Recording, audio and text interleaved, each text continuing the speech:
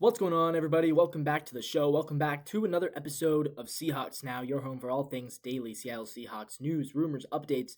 Today, guys, we are going over day one of Seahawks training camp. It started yesterday. We got an article talking about news and notes from day one of Seahawks training camp.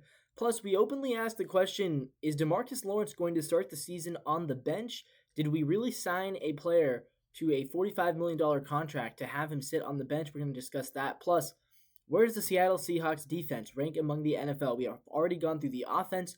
We put the offense right around the 17th or 18th best offense in the NFL. So now it's time to discuss where does the defense rank, going position by position as always. But guys, without anything else to say, let's jump right into it.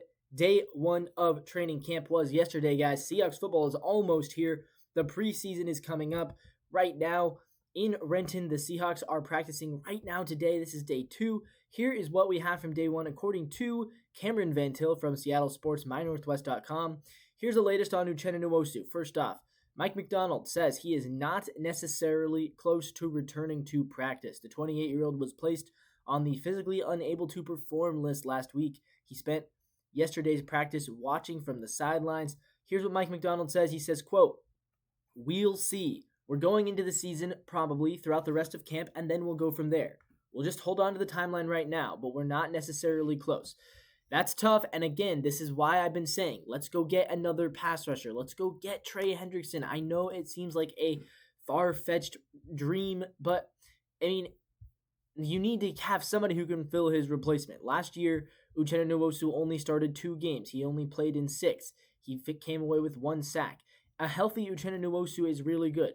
2022, 9.5 sacks, and he played all 17 games. But since then, he's only started 8 games. You have to get him healthy, and if not, you have to figure out how are you going to replace that production.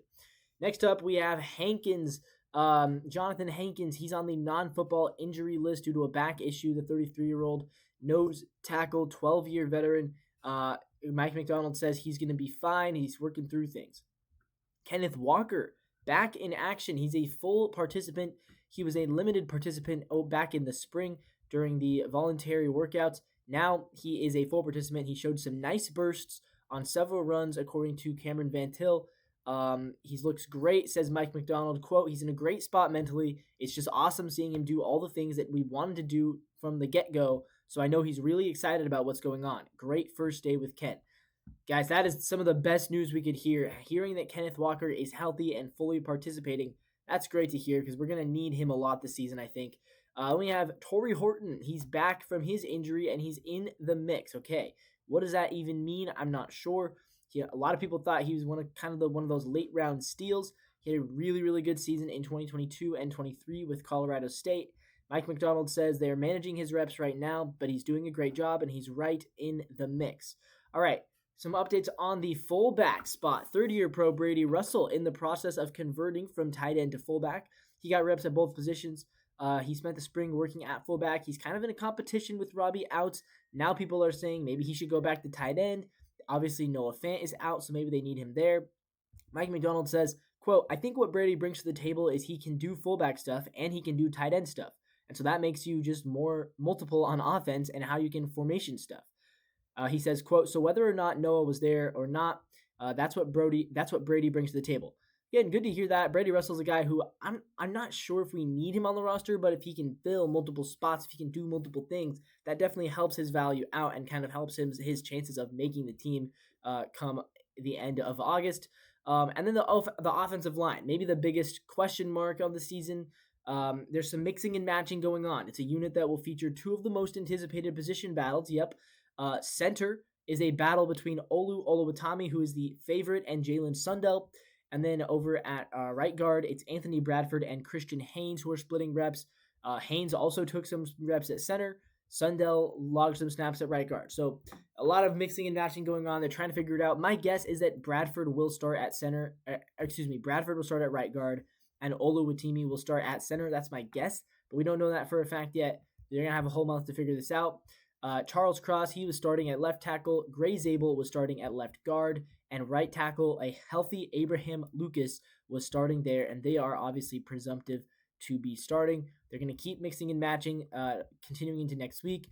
McDonald says, quote, "We're not really physically competing, so some of that evaluation is going to take time." Yeah, they're not even in pads yet, so it's going to take some time. He says, quote, "When you get into pads and start doing more situational work, all those battles will be able to show themselves and declare themselves." Yeah, so that's a lot, guys. But the big takeaway is this. Number one, Kenneth Walker, healthy, ready to go. That's a big news. Number two, Uchenna Nwosu, not healthy. That's bad news. And number three, yeah, the offensive line, those position battles are going to take some time to figure out, and that's okay.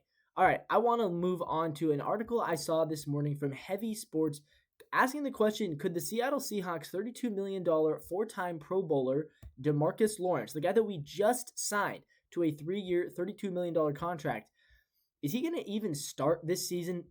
Here's what they write, quote, "The Seattle Seahawks made several major moves, including revamping the team's offense, blah, blah, blah, blah, blah. We know this. One move on defense, headlined by signing former Dallas Cowboys Pro Bowl pass rusher Demarcus Lawrence. Now, Pro Football Sports Network's Jacob Infante made one bold prediction for every team heading into training camp.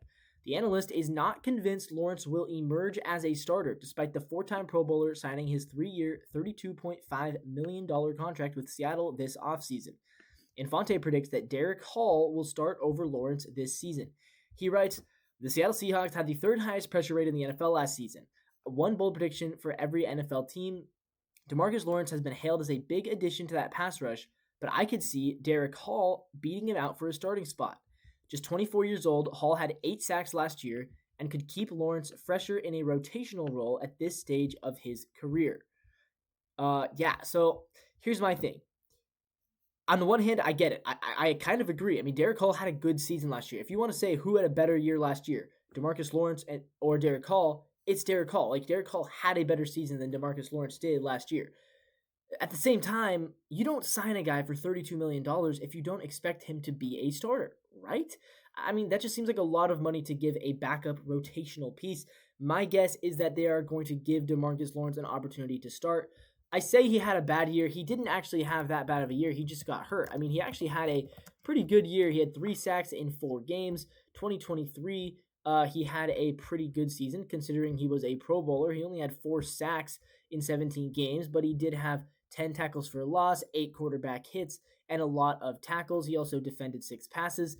2022, he was also a Pro Bowler at age 30 when he had 6 sacks in 17 games and hit the quarterback 13 times and 9 tackles for loss.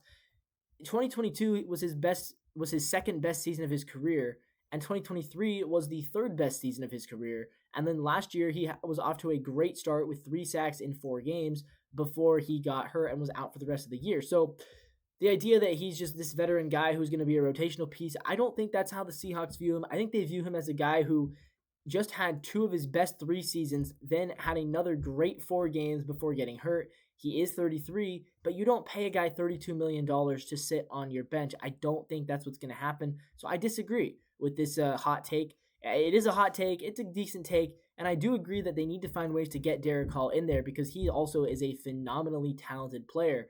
But yeah, the idea that Derek Hall is going to take Demarcus Lawrence's starting job, I don't see it happening, at least not at the beginning of the year. All right, guys, let's move on. Where does the Seahawks defense rank in the NFL in 2025? That's the final question I have today. First off, I want to hear you guys in the comments down below, but here's where I'm at, right? I give their secondary, I think, in the top 10. I think their secondary is a top 10 secondary in the NFL. I also think their pass rush is a top 10 pass rush. Look, the secondary, starting things off, Devon Witherspoon, really, really good. Reek Woolen, not amazing, but a good cornerback. He would be the most teams in the NFL. He would start, and I think he's the best cornerback on probably half the teams in the league. He's our number 2. So, yeah, that's good, really good as well. And Julian Love just keeps getting better. I mean, he was one of the highest rated safeties last year. He's a 2-time Pro Bowler now. He is a really good player as well. So, throw in Nick Emmanwori in there. You never even know. I mean, Nick Emmanwori could take this secondary from great to elite, but I think that's a top 10 secondary already with the guys we have. The pass rush, again, I think it's a top 10 pass rush. Look, guys like Uchenna Nwosu, if he gets healthy, Boye Mafe, Derek Hall, the big cat himself, Leonard Williams, who had a great season last year. I mean, the names continue to go. You can rattle down a list of about 5 or 6 guys on that defensive line that I'm really, really happy about. I didn't even mention Byron Murphy, who is going to be hopefully even better than he was last year, and he had a good rookie season. So, Yeah, I think this is a top 10 pass rush as well. Last year, they were 4th in pressure generated. They were only 16th in sacks. But if they can keep generating the pressure, I do think the sacks will come. The linebacker core is a little bit weaker. I think they are probably around the 20th best linebacker core. It's not as strong of a linebacker unit, especially when you consider they really only play with 2 linebackers. They kind of do those 2 middle linebackers in there, which is going to be Ernest Jones, Tyrese Knight. I think I rank them around like the 20th best linebacker core, but still, I don't think they're terrible. So overall, when you take the average of that, you have about the 10th best defensive backs in the league. I would probably put the pass rush around the 8th best pass rush, and then you've got probably about the 20th best linebacker core. Ultimately, I think this is about the 12th or 13th best defense in the league. I think this is a good defense at top 12. I think they're pushing top 10, and I think they can be there by the end of the year. I really think when you look at the position units and the strength, especially of our pass rush and our defensive backs, I think this can easily be a top 10 defense. I'm going to put them right about the 12th best defense for now, just because, again, I think the depth is a little bit lacking, even in the defensive backs. Great top 3, and we'll see about Emenwari if he can be that 4th guy. The depth is not really there. The linebacker core does feel a tad weak, and they are kind of lacking that star pass rusher to really elevate the pass rush from the 8th best to like the top 3. You know what I mean? Like they can get that if they can get a Trey Hendrickson, or if they can keep developing a Derek Hall or a Boye Mafe into that. It's very possible that's where this thing could be by the end of the year. It's not there yet. So ultimately, I'm going with the 12th best defense in the league, but let me know down below in the comments. Sound off. I want to hear your guys' takes. And as always, until next time, I'll see you guys tomorrow. Until then, go Seahawks.